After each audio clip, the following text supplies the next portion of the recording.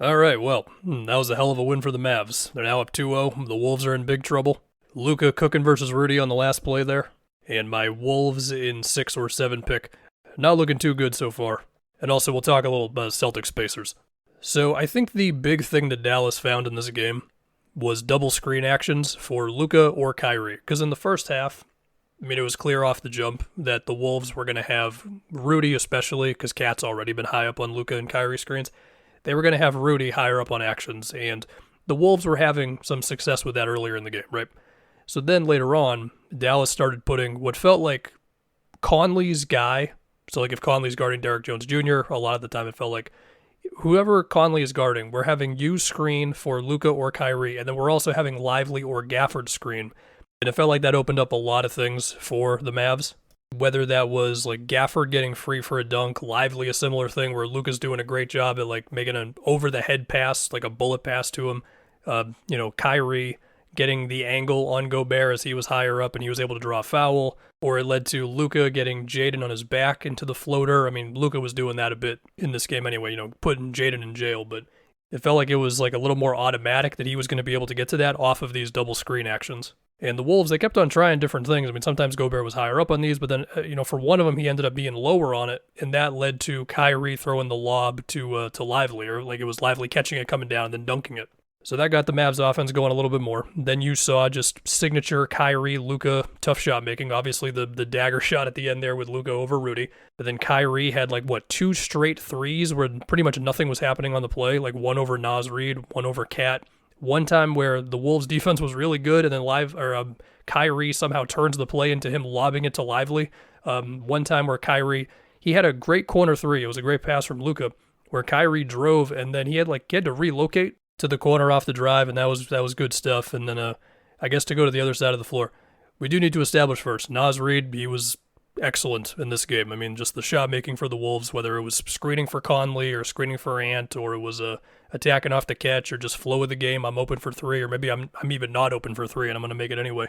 I know he missed the one at the end, and that was a really good rotation by Derek Jones because he was helping off of Naz Reid a little bit off the Ant drive, and then he had a good closeout on him. It was gutsy to help off of him with how hot he was in this game, but still, Naz missed that last shot, but if it wasn't for Naz Reid's performance in this game, the Wolves lose that game by at least 10 points. Conley was pretty damn good too. But anyway, what did Dallas do defensively? Well, for one, Derek Lively just had some great defensive possessions. Switching onto Ant and making him just hesitate, pick the ball up. What do I do? I think Jaden was open for a second in the corner, but Lively was just kind of hounding Ant, and he's throwing that out of bounds. Or he had a great switch on Conley one time that led to him missing a floater. But really the biggest thing, I think, was once again Dallas just making the Wolves, and especially Cat and Ant, just uncomfortable, second-guessing, hesitating, whatever you want to say. I mean, sure, like Ant, he eventually had that one drive where he just rejected the Rudy screen and just put his head down and went downhill, and he drew a foul on Derek Jones at the rim. I mean, that was probably the most optimistic thing you could look at with Ant's game, is that he had 10 free throws. But a lot of the time, it's like Ant driving, and then I think PJ might have been on him for this one specific play. So then PJ's staying behind him. Then you got Luka, and you have Josh Green helping, and then you've got Jaden Hardy kind of playing off of Jaden, but still not making it very easy to make that pass. And so the one easy play that Ant has is to Nickeil Alexander-Walker, and so he throws it to him, and then PJ gets a good closeout, and Dallas can say, we cut off an Anthony Edwards drive to the rim, and we turned it into a decently contested Nickeil Alexander-Walker three. Dallas is going to take that all day.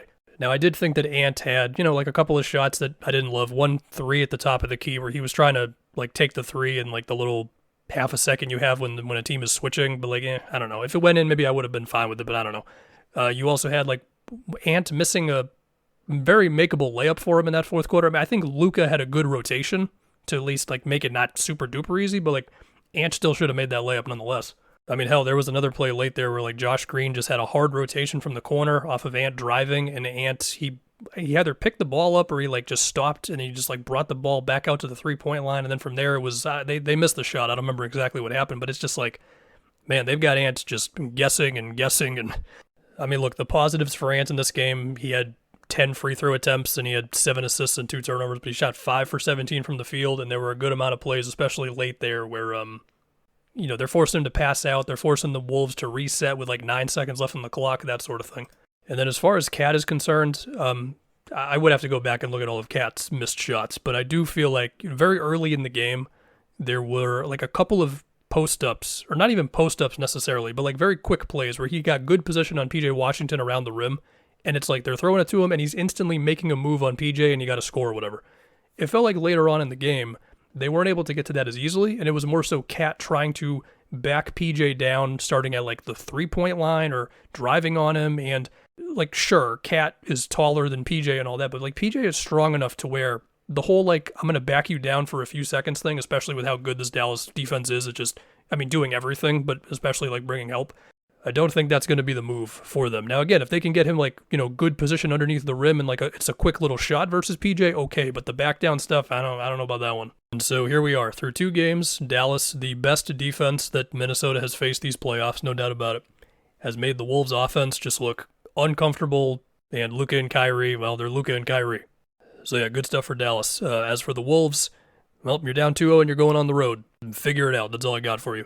As far as Celtics Pacers, so I decided to not do an instant reaction to the game because, I mean, I want my team to win, obviously, but I did feel kind of deflated with Halliburton just not being able to go, and for a good chunk of that second half there. When did he go out? Like beginning of the fourth quarter, early fourth, whatever. And then the Carlisle went with that bench lineup, which he claims was to give us more energy and all that stuff. And Twitter basically just said that Carlisle threw the game. The only things I'll really say about the game, besides that Jalen went nuts, and Jalen, I love you, is that, I thought Derek White had some great plays, like as a rim protector, whether it was as a help guy or like switching onto TJ McConnell first and then following him on the drive for a contest, or, Brissett fighting for position against like Miles Turner off the ball if he's on him. I do think also just having wings on Miles Turner, at least, I mean, a 1-game sample size, but yeah, that definitely took some of that off the table for Turner, just, being more switchable or whatever. But obviously the big thing is you want Halliburton to be healthy.